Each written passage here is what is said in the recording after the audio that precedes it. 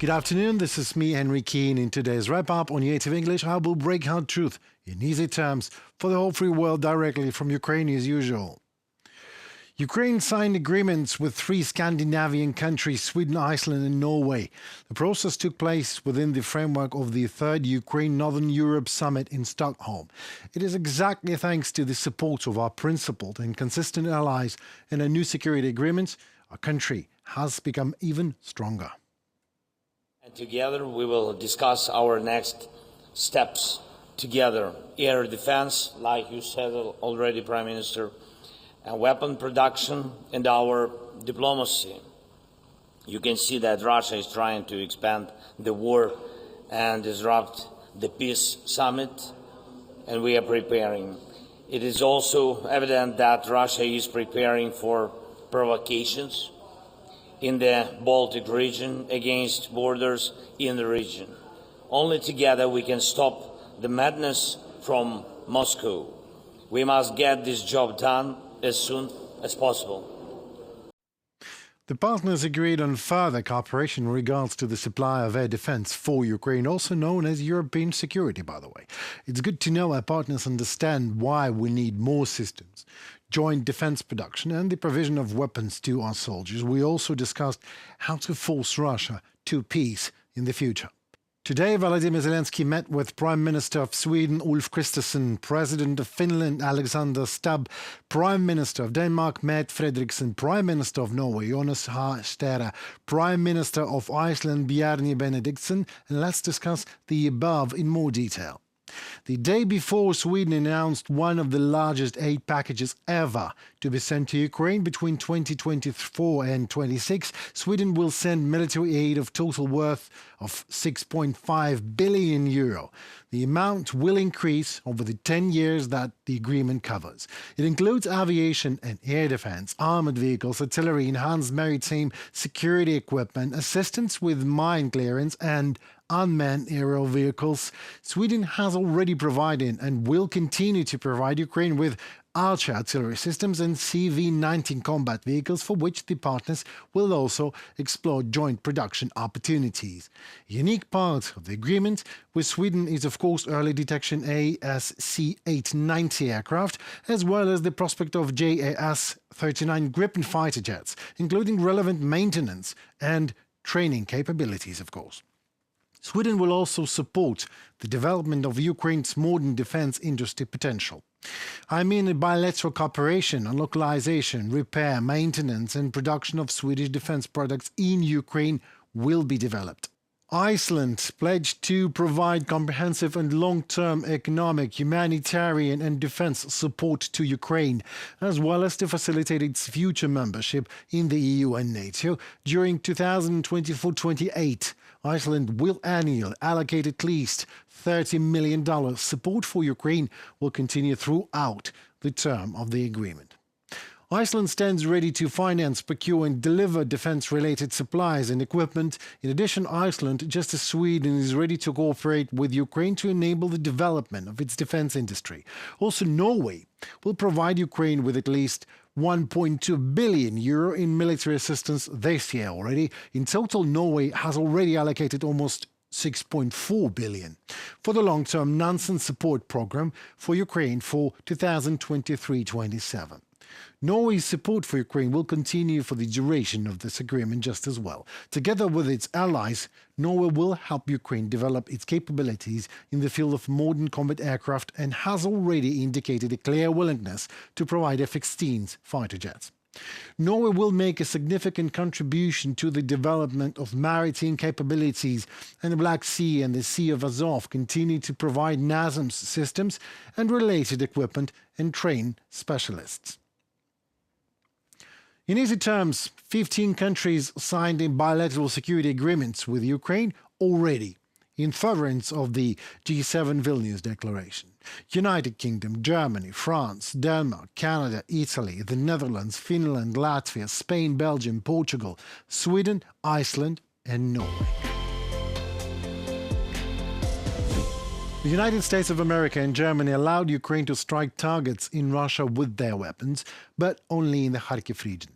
In turn, German government spokesman Stefan Hebestreit said that Ukraine has the right to strike Russia with weapons provided by Berlin. US President Joe Biden also gave such permission. However, various media is now writing about with reference to their sources. And there is no official confirmation yet, but who needs official confirmation when you have an official permission? A silent nod like this is just enough, and all the media of the world understands it clearly. As BBC reported, I quote, the President of the United States recently instructed his team to provide Ukraine with the opportunity to use American weapons for fire response in the Kharkiv region so that Ukraine can strike at Russian forces that are striking or preparing to strike. However, he noted that the US ban on the use of ATACMS, military tactical missile systems, or long-range strikes on the territory of Russia, is still in effect. Asked if the new US policy applies to Russian aircraft, by the way, the official said, "We have never told Ukraine that they cannot shoot down Russian aircraft flying over Russian territory to attack them." Well, allow me to add to that. During the last 10 days, the Russians have not been able to advance a single meter in the Kharkiv region without any permission to American weapons. Now, with such a permission, someone will probably have to run out of Kharkiv region, and run fast. Well, it's not the first time, right? At the same time, German government spokesman Stefan Hebestreit said it's about the liberation of Ukrainian territory, and we have agreed with Ukraine that the weapons we provide will be used in accordance with international law. He noted that in recent weeks, Russia has prepared, coordinated, and carried out attacks, in particular in the Kharkiv direction, from positions located in the immediate vicinity of the Russian border. We are all convinced that according to international law, Ukraine has the right to defend itself against these attacks. For this, it can also use weapons provided for such purposes in accordance with international obligations, including those delivered by Germany. President Zelensky previously stated that Western countries set restrictions on the use of their weapons and admitted that Ukraine cannot risk the support of its partners. Previously, Western countries feared that in response to certain steps to support Ukraine, Russia might start attacking other states that are not directly involved in the conflict. However, in recent weeks, as Kyiv repelled a surprise offensive by Russian troops on the border of the Kharkiv region, the United States and Germany have come under international pressure to allow Ukraine to use weapons to strike Russian territory. A number of allies have declared that they allow using their weapons against targets on Russian land. Critics of such restrictions, please count me in that number, believe that it prevents Ukraine from winning and gives Russia an opportunity to play on the affairs of escalation. So what about the escalation? Russia reacted angrily to the prospects of using Western weapons against targets on its territory, of course. Just this week, Putin warned of, I quote, serious consequences, especially for what he called small countries in Europe. And the deputy chairman of the Security Council of the Russian Federation, Comrade Medvedev, stated that the individual assistance of NATO countries to Kyiv against Russia is a serious escalation of the conflict. The answer, according to him, will be of such a destructive force that the alliance itself simply will not be able to refrain from the involvement in the conflict. Well, all I, the world, and also even Comrade Medvedev know one thing for sure. It wasn't Ukraine that started this war, and Russia seriously fears Ukraine is going to be the one that ends it. The biggest Ukrainian book festival has started in Kyiv, and why would you need to know about it? I want to use this event as an example of sorts to show you how old, no, even ancient, Russian hatred against Ukraine is. A week ago, the Russians attacked the largest publishing house in Ukraine, killing 7 employees and destroying more than 50,000 books.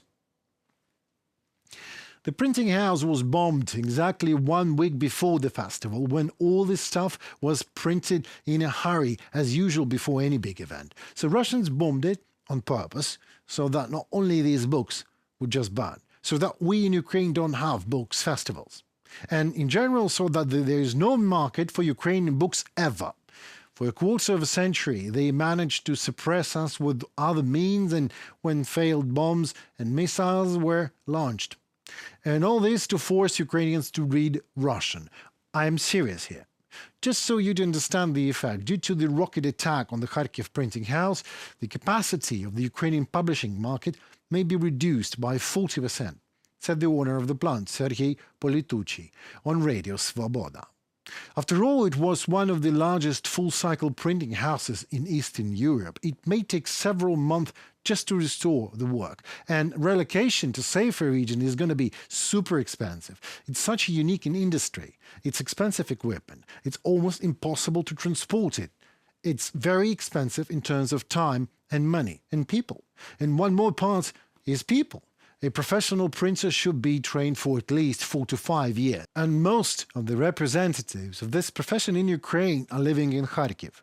This is how Moscow has always been destroying and destroys now Ukrainian culture. You see, first, Russia will kill writers and poets during the war, like Maxim Krivtsov, or like Victoria Amelina, poet and writer, and missile burn a cafe down. Someone like Vladimir Vakulenko was abducted from his own home and tortured to death.